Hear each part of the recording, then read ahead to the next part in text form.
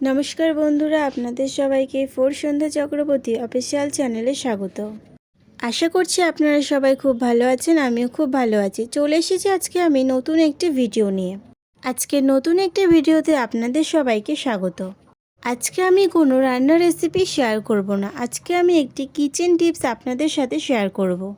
আজকে আমি শেয়ার করব কাঁচা লঙ্কাকে অনেক দিন ধরে কিভাবে সংরক্ষণ করে রাখা যায়। বাজার থেকে বেশি করে কাঁচা লঙ্কা কিনে আনলে সেটা অল্প কয়েকদিনের মধ্যে নষ্ট হয়ে যায়।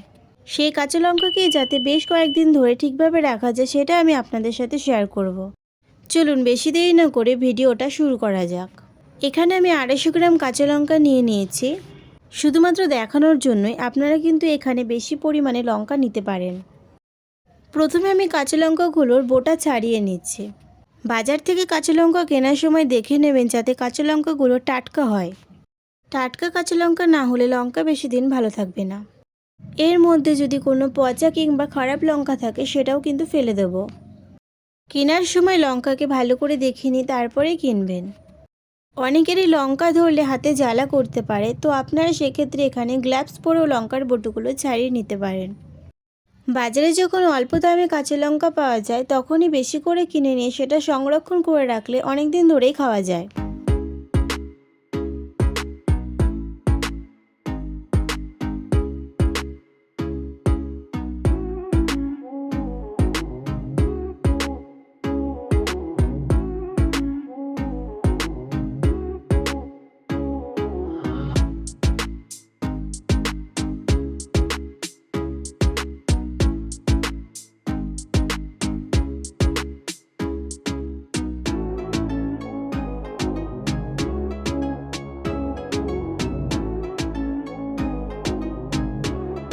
সবগুলো কাঁচা লঙ্কা এখানে আমি বটু ছাড়িয়ে নিয়েছি।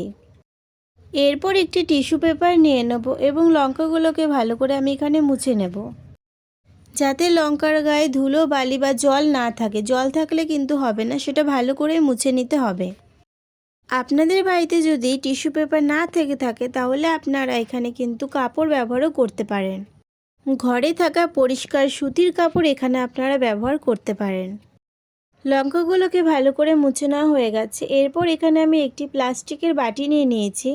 এখানে আমি গোল বাটি ব্যবহার করছি, এর বদলে আপনারা অন্যান্য প্লাস্টিকের বাটিও ব্যবহার করতে পারেন। এরপর আমি বাটির মধ্যে একটি টিস্যু পেপার দিয়ে দেবো। ভালোভাবে টিস্যু পেপারটাকে মুড়িয়ে দেবো। এরপর এর মধ্যে আমি কাঁচা লঙ্কাগুলো দিয়ে দেবো। কাঁচা লঙ্কা দেওয়ার পর উপর থেকে আরেকটি টিস্যু পেপার দিয়ে লঙ্কাগুলোকে আমি ভালো করে ঢেকে নেব। চারপাশটা ভালো করে নিয়ে টিস্যু পেপারটাকে ঢেকে দিতে হবে। আপনাদের বাড়িতে যদি টিস্যু পেপার না থেকে থাকে তাহলে এখানেও আপনারা কিন্তু সুতির কাপড় ব্যবহার করতে পারেন। পরিষ্কার সুতির কাপড়কে কেটে নিয়ে আপনারা কিন্তু এইভাবে বাটির মধ্যে ব্যবহার করতে পারেন। এরপর এইভাবে নর্মাল ফ্রিজের মধ্যে রেখে দিলে 2 থেকে 3 মাস লঙ্কাগুলো খুবই ভালো থাকবে। 2 থেকে 3 দিন পর পর বের করে নিয়ে এখানে যদি জল বেরিয়ে থাকে সেটাকে ভালো করে টিস্যু পেপার দিয়ে মুছে নিতে হবে। আর যদি 2-1টা লঙ্কা পচে গিয়ে থাকে তাহলে সেটাকে বেছে ফেলে দিতে হবে। পচা লঙ্কা না ফেলে দিলে বাকি লঙ্কাগুলো পচে যেতে পারে।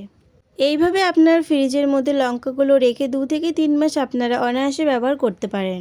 আজকের ভিডিওটা শেষ পর্যন্ত দেখার জন্য ধন্যবাদ। ভিডিওটি ভালো লেগে থাকলে চ্যানেলটি সাবস্ক্রাইব করে ভিডিওতে একটি লাইক করে পাশে থাকবেন।